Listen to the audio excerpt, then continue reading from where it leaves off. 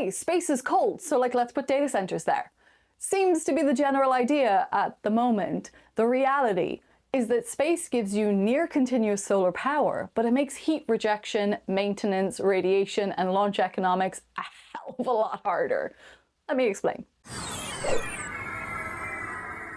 Now, a data center at its simplest is just a building full of computers, like rows and rows of servers, all running continuously, storing data, processing requests, training AI models, serving websites, everything. When you stream something or you send a message, you upload a photo, that is all happening in a data center somewhere. Now, the reason that they become such a big engineering problem is not just the computing, it's that all of that hardware is running at the same time, drawing huge amounts of power and generating a huge amount of heat. Now, in a recent interview, Gwynne Shotwell said that SpaceX is thinking about putting data centers around Earth, probably around the moon, with a longer-term vision of building the satellites on the moon because lunar gravity is much lower than Earth's. I guess it's easier to launch them from the moon up into orbit. This comes not long after Musk has confirmed that SpaceX has already shifted its priority from Mars to self-growing city on the moon, explicitly because the moon is closer. Personally, you guys, I think that with this boom in all these AI products and this rise in the need for data centers to manage it, SpaceX saw a business opportunity that would be a lot quicker to achieve and make a hell of a lot more money than a trip to Mars. You see, AI has made compute and power the new bottleneck, and orbital data centers sound like a futuristic way to solve both. Now, at the end of last year, in November 2025, Google published a paper on a study that they did titled Towards a Future Space-Based Highly Scalable AI Infrastructure System Design. That was a lot. Now, it's not as simplistic as some of the social media articles that covered it made it sound like.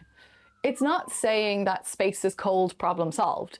It explicitly frames this as a moonshot and lists thermal management, radiation tolerance, intersatellite communication, orbital control, launch cost, ground links, and on-orbit reliability and repair as major challenges. It also says effective thermal management is a critical optimization challenge for power-dense TPUs operating in a vacuum, and that future milestones would have to include solutions for thermal management, high-bandwidth ground communications, and repair strategies.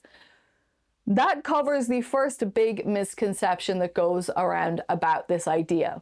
People hear space is cold and imagine heat just disappearing.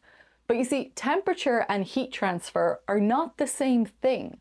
What matters for cooling, it's not the environment is cold, but whether there's a medium to carry the heat away. Now, on Earth, data centers mostly dump heat into moving air or water. In space, there is no air and there is no water around the hardware, so you lose conduction and convection to the environment. The only way to get rid of heat in space is through thermal radiation. That means radiators, very, very large surface areas, very careful thermal design, and lower power density than people intuitively expect. So Google's paper openly says that cooling would need heat pipes and radiators, and it later repeats that thermal management is one of the critical design problems. Space is not a giant fridge. A computer in vacuum does not magically cool itself. In fact, hot electronics can become harder to cool because you've removed the easiest pathways for heat transfer. So the truth is that the vacuum of space is really an insulator for everything except radiation. Now, the second misunderstanding might be what kind of data center people mean, because there are really two different ideas that are getting mixed together here. So one is processing space data in space. So Earth observation satellites, military satellites, lunar rovers, telescope networks, all that kind of stuff. For that, orbital or lunar data processing does make sense, because the problem here is about bandwidth and latency between spacecraft and Earth. The European Space Agency has been investigating space-based data centers for a few years now, with the concept being centered around processing scientific data up there and then sending down the useful results instead of sending the raw data. The ESA version of a space data center also doesn't look like what people might be imagining. It's not a giant warehouse of servers floating in orbit. It's much closer to a network of smaller satellites working together, where one satellite collects data and then another processes it. So you might have like an Earth observation satellite sending raw images to a second satellite that filters, compresses, or analyzes the data before then sending a much smaller set of results back down to Earth. It's distributed, specialized, and it's tied to specific missions rather than being like a general purpose computing hub like the data centers that we use on the ground. Now, Google's paper is much more ambitious. It is talking about a future where AI compute itself scales into orbit, moving the ground-based data centers into space, powered by solar arrays, clustered satellites, and optical links between them. Those are not the same task. The ESA version is plausible much sooner because it solves a real existing space problem. The Google's SpaceX version is much more speculative because it is trying to compete with terrestrial data centers which already exist, are maintainable, and can be plugged into enormous power and fiber networks. Now, to move AI compute into space, there are a multitude of challenges, but a few that really stand out. And the first big challenge is, of course, radiation from space.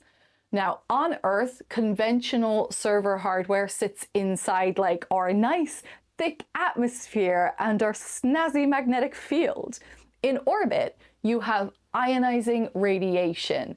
Google's paper is interesting here because they actually did radiation testing on TPUs and found that they could survive a 5-year equivalent total ionizing dose without permanent failures, while still noting that radiation hardness remains a core challenge. Now, that is useful because it shows that it's not being ignored, but it also shows just how far from like just launch some servers the whole concept really is. Now, the next big challenge is the launch cost argument, which is carrying a lot of the weight in these discussions here. Now, Google's analysis says that launch to low Earth orbit might reach about $200 per kg by the mid-2030s if a roughly 20% learning curve continues and if Starship-like systems reach about 180 launches per year. That is a huge assumption. The paper itself presents that as a feasibility threshold. It's not like a current reality or anything. At the moment, the economics only start to look competitive if launch costs fall dramatically and stay low, and if a lot of reuse actually works in practice. So low Earth orbit currently costs between $1,000 and $10,000 per kg. And then geostationary orbit is up to about $16,000 per kg. I don't even know what the moon would be. So if we hit those milestones, $200 per kg and 180 launches a year, then it might be feasible to think about putting AI data centers in space. That is a very different statement from what gets implied in all the hype videos in the news. Then we have the maintenance challenge, because on Earth, if a rack fails, you can just replace it. If a cooling loop fails, you repair it. But in orbit, every repair is difficult. It is slow, it is expensive unless you have built an entire robotic servicing ecosystem around your data centers. Now, Google says this directly in the paper. Failed TPUs are manually replaced on Earth, which is simple and low cost, but obviously impractical in space. So redundancy and fault-tolerant networking becomes essential for a space-based data center. And then, of course, there is the orbital junk challenge. A huge number of compute satellites in low Earth orbit means more congestion, more collision risk, more station keeping, more fuel or propulsion, more tracking, more debris. Google's own proposal is not like a handful of like monolithic machines. It's clustered constellations of many satellites flying in close formation with optical interlinks and machine learning based control. Now, that sounds really like elegant on paper, but it also means that you are taking on a massive orbital dynamics problem on top of the data center problem. So for processing space-generated data in space, like ESA suggests, it's reasonable. It's probably coming sooner than most of us realize. But for replacing ordinary terrestrial AI data centers with giant orbital compute clusters, it's technically imaginable, but it is still deeply speculative, and it is dependent on launch cost collapse, thermal engineering, radiation tolerance, autonomous maintenance, and a hell of a lot of infrastructure that just does not exist yet. And then for like lunar orbit or lunar manufactured AI infrastructure, even more speculative. But it is politically and financially attractive because it fits really neatly into the current moon push and the AI gold rush. So basically, there is a very narrow, sensible version of this idea, a la ESA, and then there is a much more speculative investor pitch version, hello Google, and then the sci-fi future of the lunar orbits touted by SpaceX. Now, the first one, we're likely to have relatively soon, like maybe in the next 10 years or so. The second one, maybe 20 years if it happens at all. The moon setting, like 40 plus years. Science takes time, my nerds, what can I say?